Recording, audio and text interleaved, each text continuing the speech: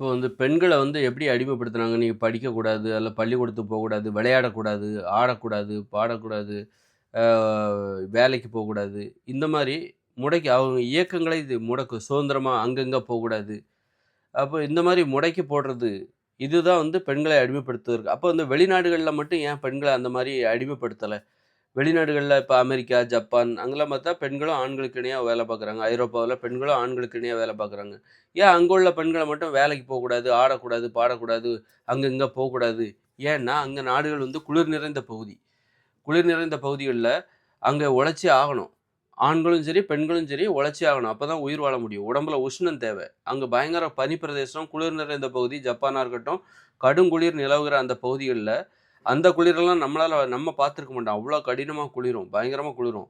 அப்போ நீங்க வந்து அவங்க உடம்புக்கு தேவையான உஷ்ணத்த எப்படி பெறுவாங்க? பல இடங்களுக்கும் போய் வரணும். ஃப்ரெண்ட்ஸோட போயிட்டு வரணும். அங்கங்க போயிட்டு வரணும்.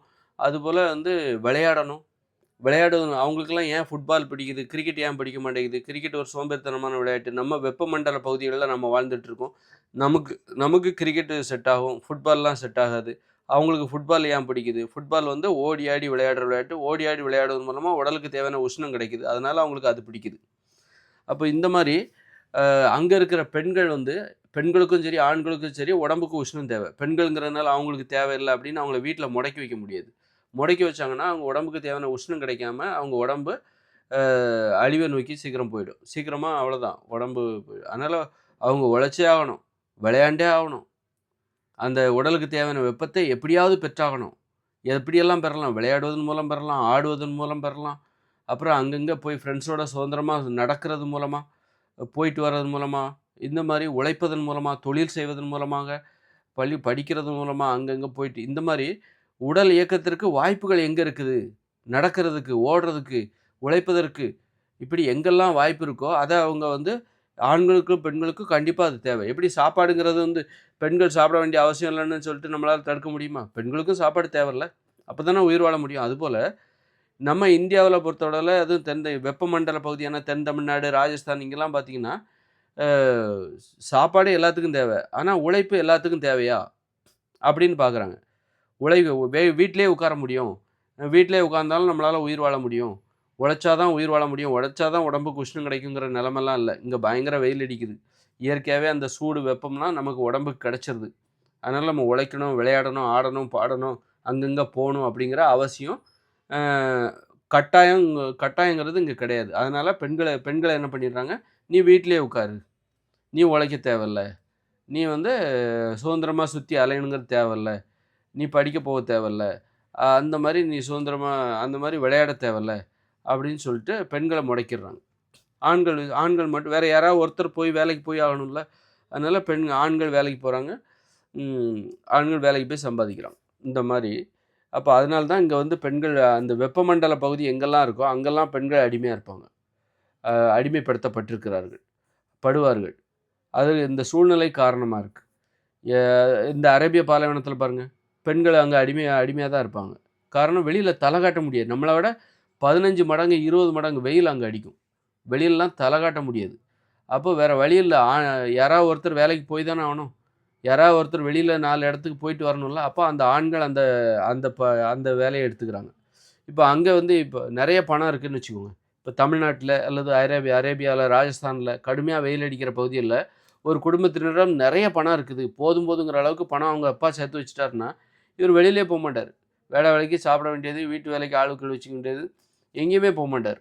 விளையாட மாட்டாரு, ஆட மாட்டாரு. வேலைக்கு சாப்பிட வேண்டியது, தூங்க வேண்டியது, திங்க வேண்டியது, தூங்க வேண்டியது. இதுதான் இவருடைய வாழ்க்கையா இருக்கும். அந்த அளவுக்கு உழைக்க வேண்டிய அவசியம், கட்டாயம், நெருக்கடி எதுவும் இல்லாத பகுதிகளில் தான் பெண்கள் அடிமைப்படுத்தப்படுவார்கள். அதுவே ஜப்பான்ல, சைனாவுல, ஐரோப்பாவுல, அ அமெரிக்காவுல, இங்கிலாந்துலலாம் போனீங்கன்னு வைங்க, சுவிட்சர்லாந்து இங்கலாம் போனீங்கன்னா, ஃப்ரான்ஸ் இங்க கண்டிப்பா ஜெர்மனி இங்கலாம் போனீங்கன்னா உழைச்சே ஆகணும். எப்படி சாப்பிட்டே ஆகணும்ல, ஆணும் சாப்பிட்டாகணும், பெண்ணும் சாப்பிட்டாகணும். அதுபோல அங்க உழைத்தே ஆக வேண்டும்.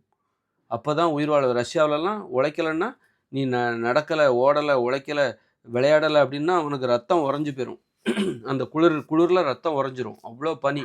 இவ்வளோ உயரத்துக்கு பனிக்கட்டி இருக்கும். பனிக்கட்டி அப்ப அது மேல தான் நீ நடக்கணும். ஷூ போடணும். இப்படியெல்லாம் இருந்தா தான் நீ உயிரே வாழ முடியும். நான் பாட்டுக்கு நான் பொம்பள, நான் விளையாட மாட்டேன்.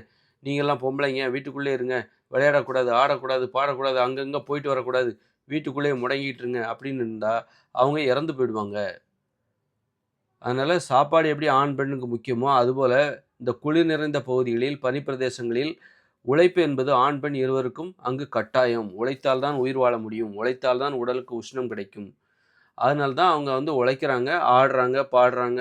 ஆடுங்க, பாடுங்க அப்படின்னு தான் சொல்லுவாங்க. அங்க வந்து இங்க நம்ம என்ன பண்ணுவோம், பெண்கள் ஆடக்கூடாது, பாடக்கூடாது, அங்கங்க போகக்கூடாது, விளையாடக்கூடாது, உழைக்கக்கூடாது, வேலை செய்ய போக்கூடாது அப்படி சொல்லுவோம்ல. அங்க என்ன சொல்லுவாங்க அப்படின்னா, பெண்கள நீங்க விளையாடணும், ஆடணும், பாடணும், உழைக்கணும், அங்கங்க போயிட்டு வாங்க. அப்பதான் உடம்பு ஆரோக்கியமா இருக்கும். இல்லன்னா சீக்கிரமா செத்து போயிடுவீங்க. மூச்சு அடைச்சு போயிரும். மூக்கடைப்பு வந்துரும். சுவாச கோளாறு வந்துரும். சுவாசிக்க முடியாது. நீ உழைக்கலன்னா உன்னால சுவாசிக்கவே முடியாது. இப்போ உதாரணத்துக்கு நீங்க உங்களுக்கு வந்து இப்ப நமக்கு வந்து ஒரு மூக்கடைப்பு இருக்குன்னு வச்சுக்கோங்களேன். நீங்க ஒரு நடந்து போயிட்டு வாங்க. ஒரு 2 கிலோமீட்டர் நடந்து போயிட்டு வந்தா உங்களுக்கு மூக்கடைப்பு இருக்காது. ஓடி போயிட்டு வாங்க, மூக்கடைப்பு சுத்தமா இருக்காது. உடற்பயிற்சி பண்ணுங்க. நல்ல உடல் உழைப்பில் ஈடுபடுங்க. உங்களுக்கு மூக்கடைப்பே இருக்காது. அப்போ இந்த வெப்பமண்டல பகுதிகளில் கூட மூக்கடைப்பால அவஸ்தைப்படுறவங்க நெறைய பேர் இருக்காங்க. அப்படித்தானே? நம்மள மாரி வெப்பமண்டல பகுதியில. இவங்களுக்கே உழைப்பு வந்து அந்த மூக்கடைப்பை சரி செய்யும். உழைக்கலன்னா மூக்கடைப்பு உடம்பு அளவுக்கு அதிகமா குளிர்ச்சியாகி மூக்கடைப்புலாம் ஏற்படும். சுவாச கோளாறு, சளி பிரச்சனைலாம் ஏற்படும். அப்படின்னா, அந்த பனி பிரதேசத்தில இருக்கிறாங்க பாருங்க. பனிக்கட்டி பிரதேசங்கள்ல, கடும் குளிர் நிலவர ரஷ்யா, இந்த மாரி பகுதியில இருக்கிறவங்களுக்கு எப்படி மூக்கடைப்பு அவங்க உழைக்கலன்னா அவங்களால மூச்சே விட முடியாது. மூக்கு அடைச்சுக்கும். மூக்க அடைச்சு அந்த ரத்த குழாயெல்லாம் சுருங்கிரும். அத விரிவடைய வைக்கணும். சுவாச குழாய்கள விரிவடைய வைக்கணும். அப்போ உழைக்கணும். உழைக்கும்போது உஷ்ணம் உஷ்ணம் உருவாகும் உடம்புல. அப்பதான் சுவாசிக்க முடியும். அப்பதான் அவங்களால சுவாசிக்க முடியும், வாழ முடியும். அதனால தான் அந்த மக்கள வந்து அந்த மக்கள் அங்க உள்ள பெண்கள்லாம் அவ்வளோ சுதந்திரமா இருக்காங்க. சுயநலமா இருக்காங்க. அடிமையா அவங்க இருக்க மாட்டாங்க பெரும்பாலும். இதுதான் வந்து ஒரு சுதந்திரத்த தீர்மானிக்குது. அதனால நாம வந்து பெண்கள் எங்க சுதந்திரமா இருப்பாங்கன்னா, வெப்பமண்டல பகுதிகள்ல சுதந்திரமா இருப்பாங்க. அதனால நம்ம என்ன பண்ணணும் அப்டின்னா, பெண்கள் சுதந்திரமா இருக்கணும். அப்பதான் ஆண்களும் சுதந்திரமா இருப்பாங்க. பெண்களுக்கு சுதந்திரமா இருக்க முடியலன்னா, பெண்கள் யார்கிட்ட போவோம்? ஆண்கள் மேல சாய்ஞ்சிருவாங்க. பெண்கள் சுதந்திரமா இருந்தா தான் ஆண்கள் சுதந்திரமா இருக்க முடியும். அப்போ பெண்கள் வேலைக்கு போனா தான் ஆண்களும் சுதந்திரமா இல்லன்னா பெண்கள் என்ன பண்ணுவாங்க அப்டின்னா, ஆண்கள் மேல சாய்ஞ்சிருவாங்க. நீ தான் பார்த்துக்கணும். என்னையும் சேர்த்து நீ தான் பார்த்துக்கணும். அப்போ பெண்கள் சுதந்திரமா இருந்தா தான் ஆண்கள் சுதந்திரமா. அப்போ பெண்கள் எங்க சுதந்திரமா இருப்பாங்க? பசுமையான பகுதிகள்ல தான் சுதந்திரமா இருப்பாங்க. பசுமையான குளிர்ச்சியான பகுதி. அதுக்காக நம்ம வந்து தென் தமிழ்நாட்டு, இந்த தமிழ்நாட்டெல்லாம் விட்டுட்டு நம்ம காலி பண்ணிட்டு, பசுமையான பகுதி நம்ம இருக்கிற பகுதிய பசுமையா மாத்தணும். பசுமையா மாத்த முடியாத பகுதி இருக்குல்ல, அங்கருந்து காலி பண்ணிடுங்க. அங்க எப்போதுமே எங்க பெண்கள் கஷ்டப்படுறாங்களோ, அங்க பெண்கள் வந்து சுதந்திரமா இருக்க முடியாது. பெண்கள் வாழ்வதற்கு ஒரு உணவு தேவை. இதெல்லாம் எங்க கடினமா இருக்கோ, அங்கெல்லாம் பெண்கள் சுதந்திரமா வாழ முடியாது. ஆண்களும் சுதந்திரமா வாழ முடியாது. சோம்பேறி ஆயிடுவாங்க. அங்க அடிமைகள் ஆயிடுவாங்க. பெண்கள் வந்து அடிமையாயிடுவாங்க. எங்க பெண்கள் வந்து தனக்கு தேவையான உணவை தானே தேடிக்கிறது ரொம்ப ஈஸியா இருக்கோ, அங்க தான் பெண்கள் சுதந்திரமா இருப்பாங்க. சுதந்திரமா இருப்பாங்க. அப்பதான் ஆண்களும் சுதந்திரமா இருப்பாங்க. அப்பதான் அங்க வாழ்க்கை ஜாலியா இருக்கும். அதனால நாம வாழ்ற பகுதிய பசுமையா மாத்திரலாம். தமிழ்நாடெல்லாம் பொறுத்தளவுல பசுமையா மாத்த முடியும். தண்ணீரெல்லாம் தேக்கி வச்சு மாத்த முடியும். அதனால பெண்கள் எதிர்காலத்திலயும் நம்ம சுதந்திரமா வாழ்வதற்கு இங்க வாய்ப்பு இருக்கு. அதுவே ராஜஸ்தான்லாம் பார்த்தீங்கன்னா, அது பாலைவனம். அதுபோல அரேபிய பாலைவனம்.